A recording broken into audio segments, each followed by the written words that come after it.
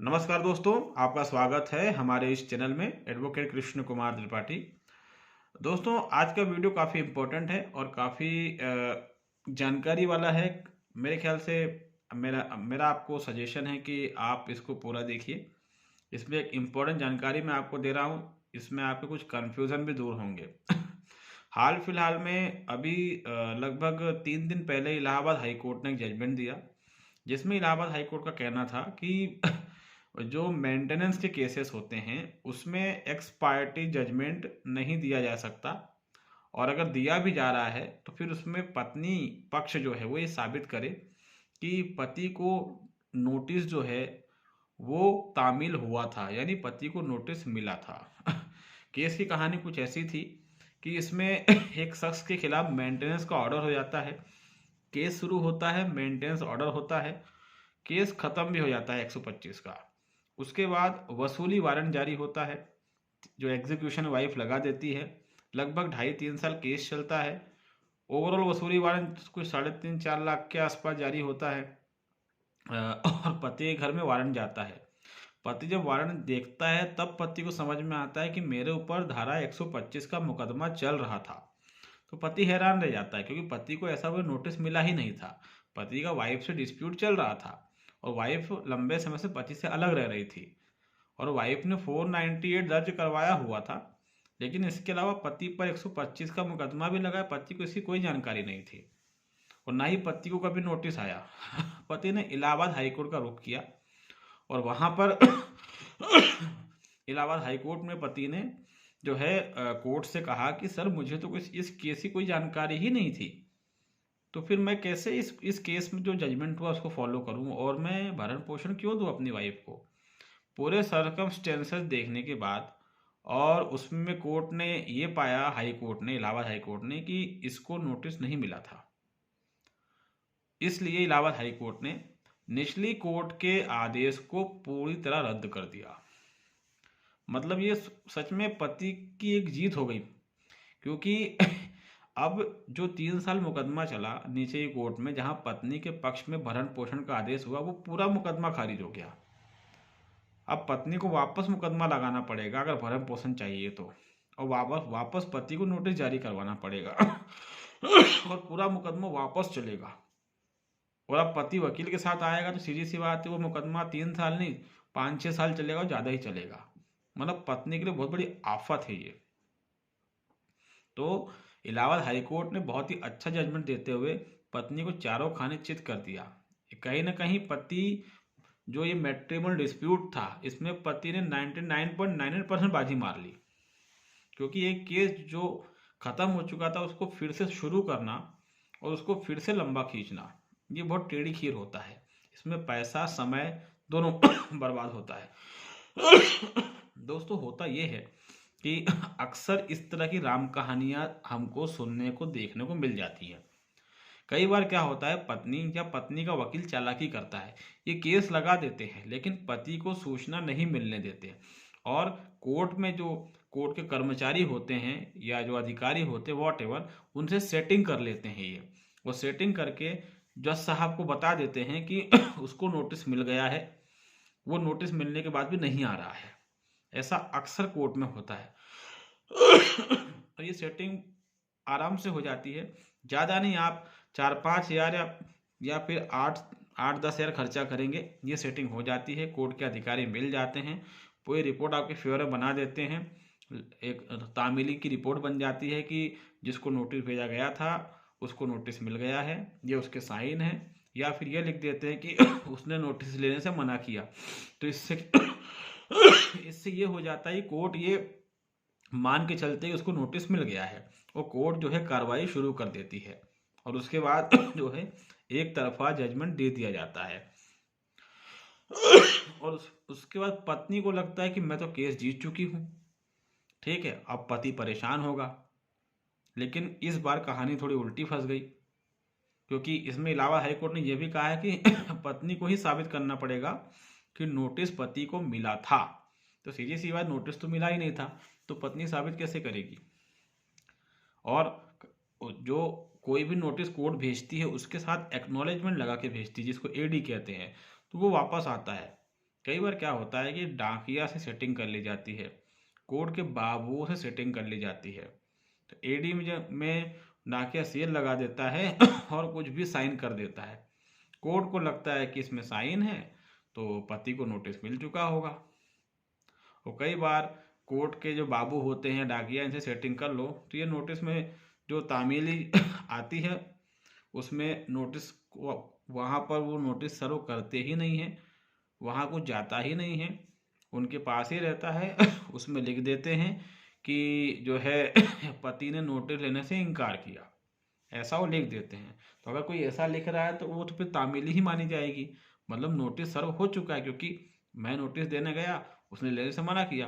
तो कोर्ट को इस तरीके से गुमराह कर देते हैं और केस चला देते हैं, और उसके बाद सोचते हैं कि अरे एक्सपायर्टी हो गया है और हमारे फेवर में जजमेंट हुआ है, अब हम पति को सबक सिखाएंगे। लेकिन इलाहाबाद हाई कोर्ट ने बहुत ही काबिल तारीफ जजमेंट दिया और ये कहा कि इसमें नोटिस तामील नहीं हुआ था, और अगर हुआ था तो पत्नी जो है वो साबित कर दे। तो सीधी सी बात है, हुआ ही नहीं तो साबित कोई कैसे कर पाएगा। तो हमेशा अगर आपको ऐसा लगता है कि आपके खिलाफ केस लगा हुआ है और आपके पास नोटिस नहीं आया है, तो आपको मेरी सलाह यही है कि टेंशन में मत रहिए। आपका जो क्या कहते हैं केस है उस पर नज़र बनाए रखिए, इसको वॉच करना बोलते हैं। आप ऑनलाइन चेक कर सकते हैं, बीच बीच में समय निकाल कर आप कोर्ट के जो कर्मचारी होते हैं, जिनको सरकारी बाबू कहते हैं, जो जज के ही केबिन में आसपास बैठते हैं, उनसे मिल सकते हैं। उनको थोड़ा उनकी सेवा पानी करके आप आराम से फाइलें देख सकते हैं कि आपके केस में क्या चल रहा है। ठीक है। और दो ऑप्शन रहते हैं, या तो आप फैसले का इंतज़ार करें और जब वारंट आपके पास निकल कर आए तो आप बोल दें कि मुझे तो इस केस की कोई जानकारी नहीं थी। ठीक है। और दूसरा ऑप्शन ये रहता है कि अगर जजमेंट होने वाला है उसके पहले आप पहुंच जाएं और बोल दें कि मुझे कहीं से खबर मिली, सूचना मिली, तो मैं यहाँ आया हूँ, मुझे नोटिस नहीं मिला है। तो अगर जजमेंट के पहले आप पहुंच जाते हैं तो उसमें आप जो है एक एप्लीकेशन लगा सकते हैं बाय पार्टी का। ये सवाल, ये बाय पार्टी एप्लीकेशन क्या होता है?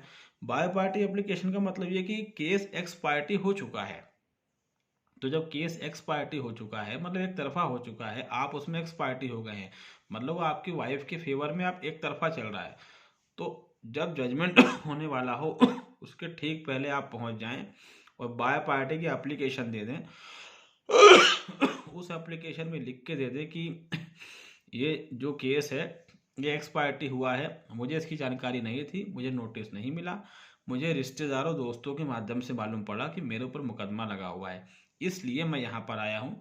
इसको बाय पार्टी किया जाए, मतलब ये फिर से शुरू होगा और दोनों पक्षों की बातें सुनने के बाद ही शुरू होगा। ठीक है। बाई का मतलब होता है दो, ये अंग्रेजी का शब्द है, BI बाई, जिसका मतलब होता है दो, मतलब दोनों पक्षों को सुना जाए।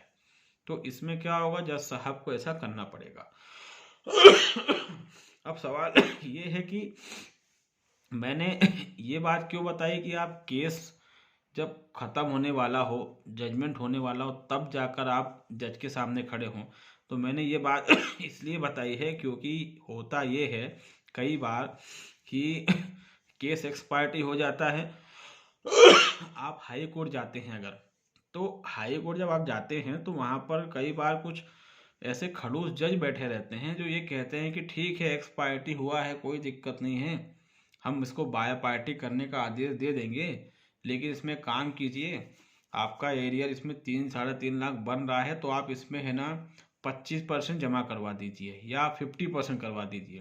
कई बार ऐसा भी हो जाता है। ठीक है।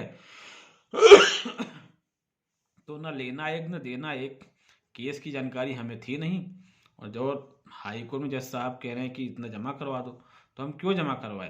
हालांकि अभी इलाहाबाद हाई कोर्ट ने जो जजमेंट दिया है वो लैंडमार्क जजमेंट है, और इस जजमेंट के कारण खासकर यूपी का जो क्षेत्र है वहाँ पर तो अब कुछ होना नहीं है, क्योंकि वहाँ की जो इलाहाबाद हाई कोर्ट उसने जजमेंट देकर बातें क्लियर कर दी हैं। लेकिन कुछ राज्यों में हो सकता है ऐसी कंडीशन आए कि जज बोले कि बाय पार्टी तो हम करने का आदेश दे रहे हैं, थोड़ा जमा करवा दो, ऐसा कई बार होता है और कई बार नहीं भी होता है। तो अगर आप पर मुकदमा चल रहा है तो दोनों ऑप्शन आपके पास हैं।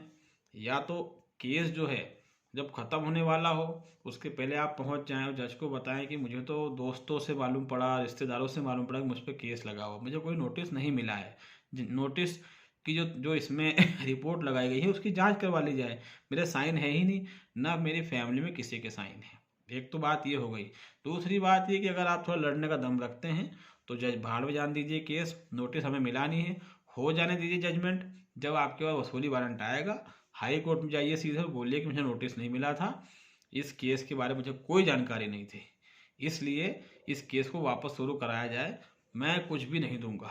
तो दोनों मामलों में ही क्या है कि परिस्थिति आपके पक्ष में होंगी।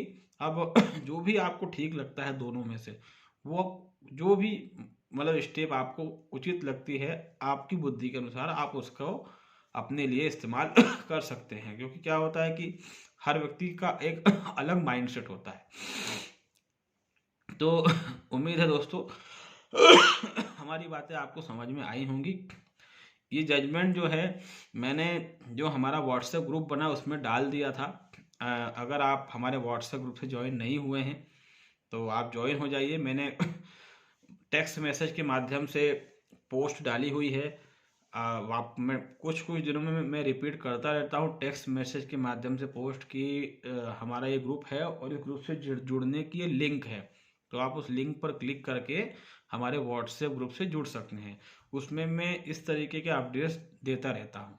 तो ये जो जजमेंट जो है मैंने उसमें डाला है, अगर आप वापस को जो भी ज्वाइन करेगा तो मैं वापस से जजमेंट उसमें डाल दूंगा, ठीक है। और आप अभी चेक कर लीजिएगा हमने जो कम्युनिटी में स्टेटस डाला है उसमें व्हाट्सएप ग्रुप से जुड़ने की लिंक डाली है, वहाँ से क्लिक करके आप हमारे व्हाट्सएप ग्रुप में ज्वाइन हो सकते हैं दोस्तों।